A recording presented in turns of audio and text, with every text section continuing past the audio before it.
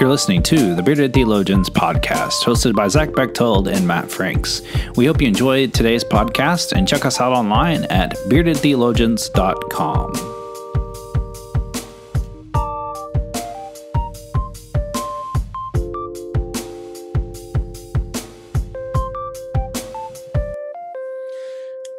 You're listening to the Bearded Theologians podcast, hosted by Matt Franks and Zach Bechtold. This week on the Bearded Theologians, we're kind of keeping in the theme of staying within the lectionary. And so we're going to look, this week's lectionary reading on Sunday will be Mark 6, 1 through 13. But the thing that kind of sticks to us is the little section there, 1 through 6, on Jesus in his hometown. And so, Zach, as you look at this verse and as you think about it, what are some kind of things that draw up for you? Well, the first thing is just this experience Jesus has in his own place, in his home, of not going well. And you got to think, this is Jesus. He's going to do well everywhere he goes, especially at home. And it's the contrary. Jesus does not do well at home. And as a matter of fact, he tells us a prophet is honored everywhere except in his hometown and among his relatives and his own family. And I think it's pretty common that somewhere in your ministry, you've done ministry in your hometown. And sometimes that does go really, really well. Other times it does not go really, really well. For me, it went really well for about 7 years and then went really poorly, really quickly for like a year. And so I kind of identify that with Jesus, but I was a youth pastor at the time, so I didn't, have influence in the community or anything like that, or with a large group of people. And I couldn't imagine, even now, or really before I moved to Montana, especially my in-laws were like, well, you could come back here. No. Yeah. As a matter of fact, I cannot for a lot of reasons. And even as a youth pastor, I still saw a lot of the, man, we knew you when you were a baby. We knew your dad when he was a baby, which is really, really cool to have, but is really, really hard to break out of when you're trying to lead people in the church and in your community, when they're, still see you as that cute little 6-year-old. And I think that's where Jesus finds himself there in Nazareth. It was just kind of the same thing of, it's Jesus, isn't he cute? Or that's Jesus, and that's tough. So being in your hometown to do anything, much less ministry, is really, really difficult. Well, and there's this theme in Mark that there's a struggle for Jesus in home situations. Right. He's kind of like the Rockies, who struggle at home as well. They have a losing record at home, by the way. We're not so good. Our bullpen has given up like 100 runs this month, which is not good. The Cardinals are way better at home than they are away.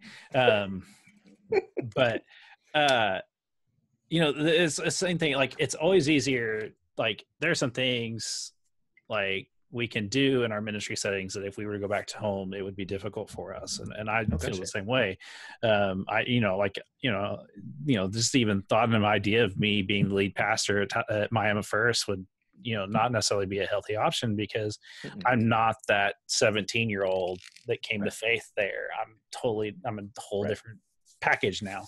And I think, like, when I look at this and I think of Jesus and think about some of the struggles that he had, even with his family, we see that kind of in the very beginning in chapter 2 and where he has, or chapter 2 and 3, where he has trouble healing in the house. And we see it again here, is that he's having problems at home. And I think some of it is kind of a good testimony to us, is then to keep us a little bit grounded, that it is harder to go home and do ministry, because you're viewed in one particular site. It's just kind of like, thinking about that in the context of the things that we do.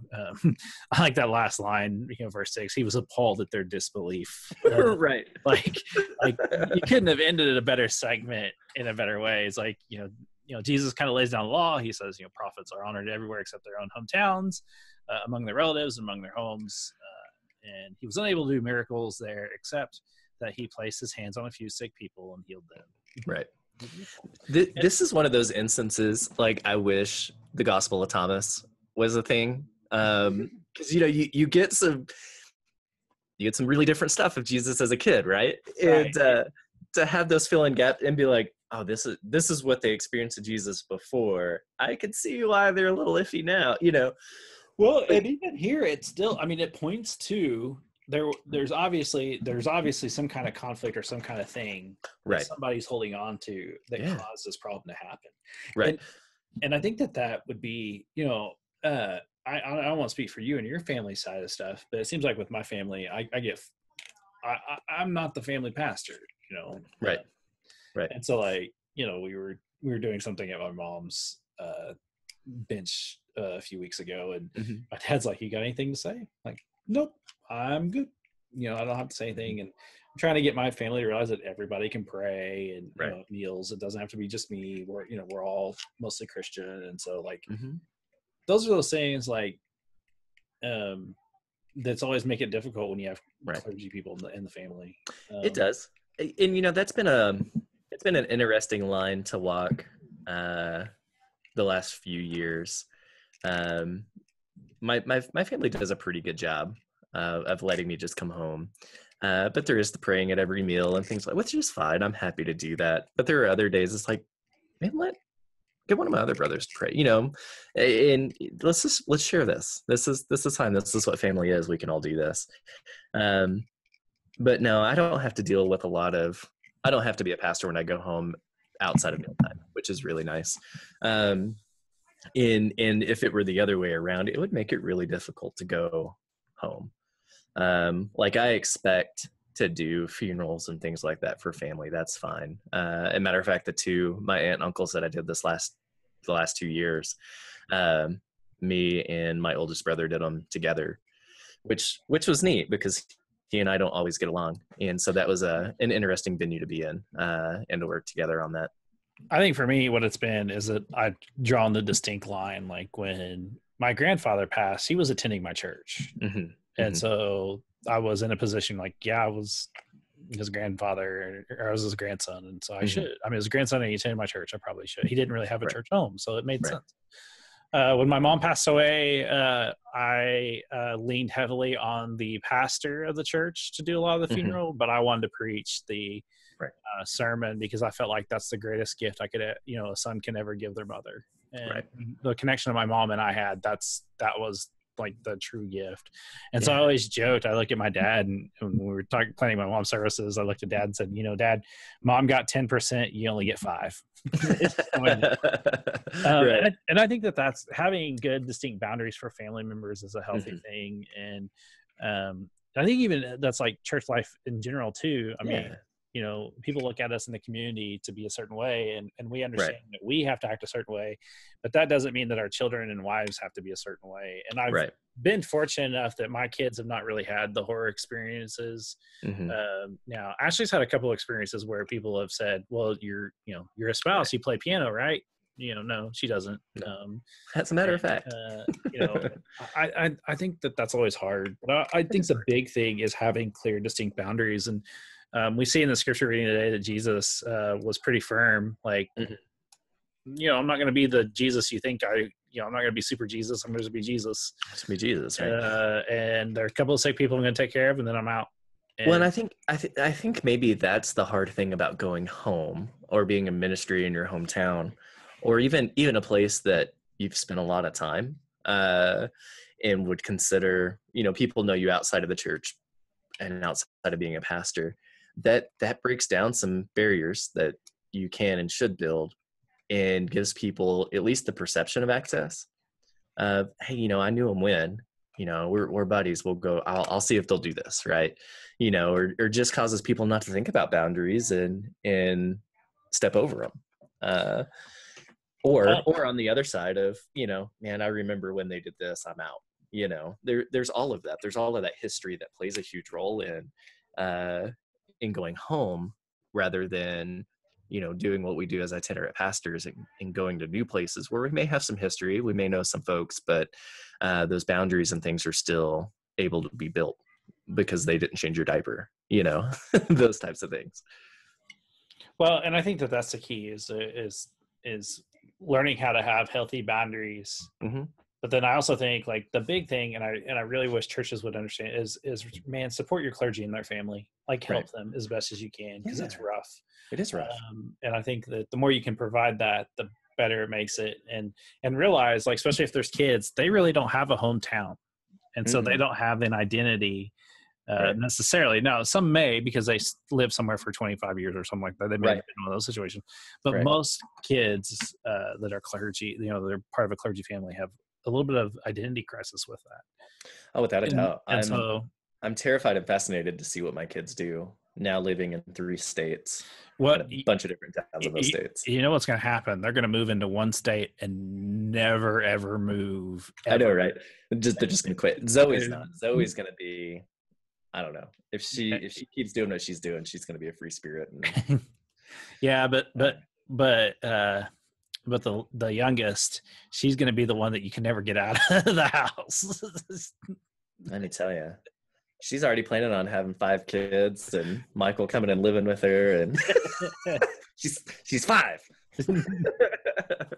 She wants to be a mom, man. That's it. So we will encourage our listeners this week, if you're a part of a church family, a faith community, find some ways to support your pastor. Mm-hmm.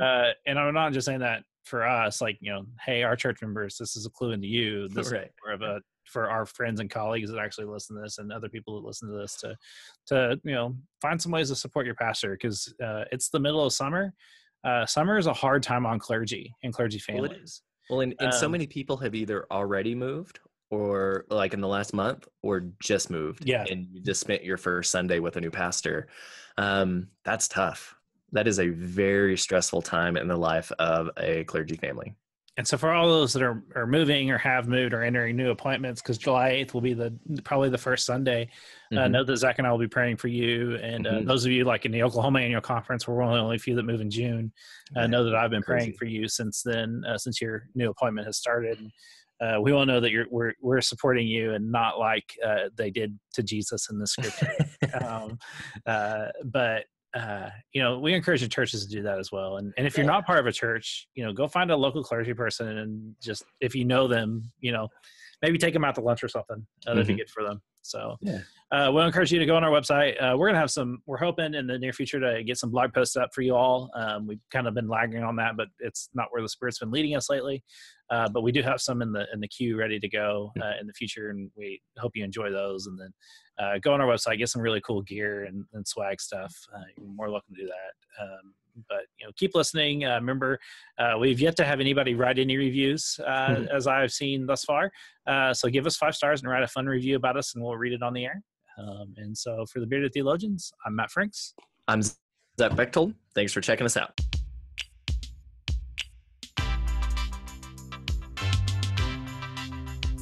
We hope you've enjoyed the conversations that we've had today on the Bearded Theologians Beardcast, and we'd encourage you to continue those conversations online at beardedtheologians.com or on our Facebook page. We also hope that you pick up a couple of coffee mugs to satisfy your coffee mug collection. Have a good day.